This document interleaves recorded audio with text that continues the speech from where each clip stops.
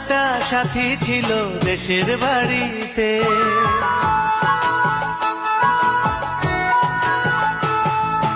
আমার একটা সাথী ছিল দেশের বাড়িতে, মিষ্টি প্রেমের লিখত চিঠি প্রতি মাসেতে। হঠাৎ একদিন খবর এলো সাথীর নাকি বিয়ে হলো আমার অজান্তে। এখন বলো দেশে যাব কার আশাতে, এখন বলো দেশে যাব কার আশাতে।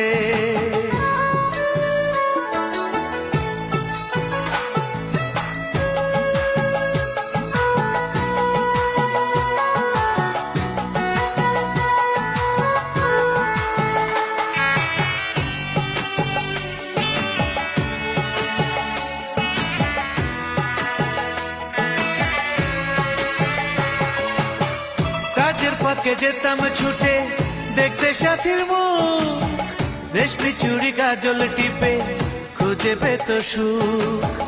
কাজের ফাঁকে যেতাম ছুটে দেখতে সাথীর মুখ, রেশমি চুড়ি কাজল টিপে খুঁজে পেত সুখ।